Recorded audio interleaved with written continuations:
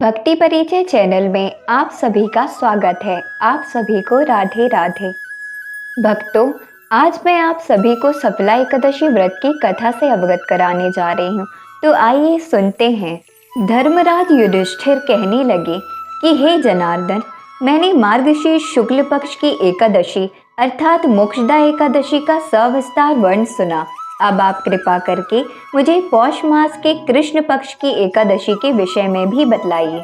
इस एकादशी का क्या नाम है तथा इसके व्रत का क्या विधान है, इसकी विधि क्या है, इसका व्रत करने से किस फल की प्राप्ति होती है, कृपया यह सब विधान पूर्वक कहिए। पौष मास के कृष्ण पक्ष में आने वाली इस एकादशी को सफला एकादशी कहा जाता है। इस एकादशी के देवता श्री नारायण हैं। विधि पूर्वक इस व्रत को करना चाहिए। जिस प्रकार नागों में शेषनाग, पक्षियों में गरुण, सब ग्रहों में चंद्रमा, यज्ञों में अश्वमेध और देवताओं में भगवान विष्णु श्रेष्ठ हैं, उसी तरह सब व्रतों में एकादशी का व्रत श्रेष्ठ है। जो मनुष्य सदैव एकादशी का व्रत करते हैं वे मुझे परम प्रिय हैं। इसका महात्म्य मैं तुमसे कहता हूँ, ध्यान पूर्वक सुनो।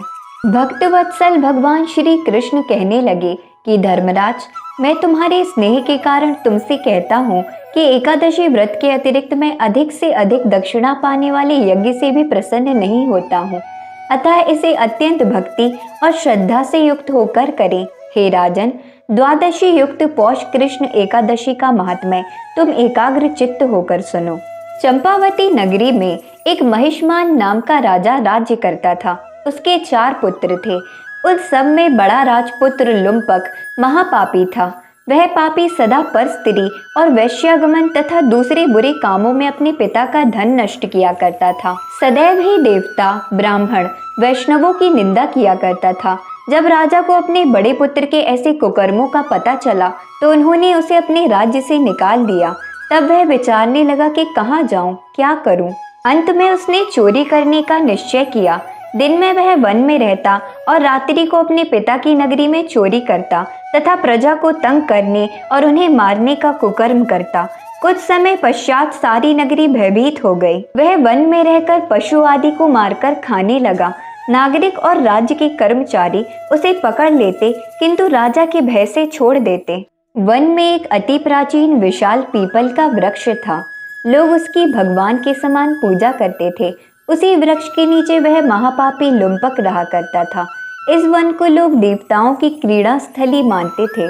कुछ समय पश्चात पौष कृष्ण पक्ष की 10वीं के दिन वह वस्त्रहीन होने के कारण शीत के चलते सारी रात्रि सो नहीं सका। उसके हाथ पैर अकड़ गए। सूर्योदय होते होते वह मूर्छित हो गया।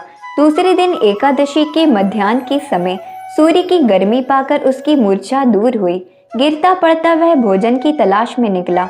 पशुओं को मारने में वह समर्थ नहीं था, अतः पेड़ों के नीचे गिरे हुए फल उठाकर वापस उसी पीपल के वृक्ष के नीचे आ गया।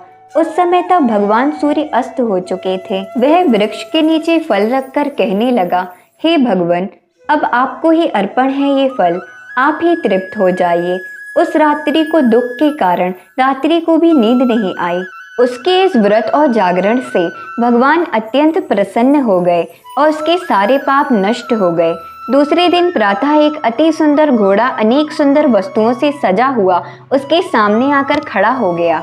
उसी समय आकाशवाणी हुई कि हे राजपुत्र, श्री नारायण की कृपा से तेरे पाप नष्ट हो गए हैं। अब तू अपने पिता के पास जाकर राज्य प्राप्त कर। ऐसी वाणी सुनकर वह अत्यंत प्रसन्न हुआ और दिव्य वस्त्र धारण करके भगवान आपकी जय हो कहकर अपने पिता के पास गया। उसके पिता ने प्रसन्न होकर उसे समस्त राज्य का भार सौंप दिया और स्वयं वन के रास्ते चल दिए। अब लुम्पक शास्त्र अनुसार राज्य करने लगा। उसकी स्त्री, पुत्र आदि सारा कुटुंब भगवान नारायण का परम भक्त हो गया। वृद्ध होने पर वह भी अपने पुत्र को राज्य का भार सौंपकर वन में तपस्या करने चला गया और अंत समय वह बैकुंठ को प्राप्त हुआ। अतः जो मनुष्य इस परम पवित्र सफला एकादशी का व्रत करता है उसे अंत में मुक्ति मिलती है। जो नहीं करते वे पूंछ और सींगों से रहित पशुओं के समान हैं।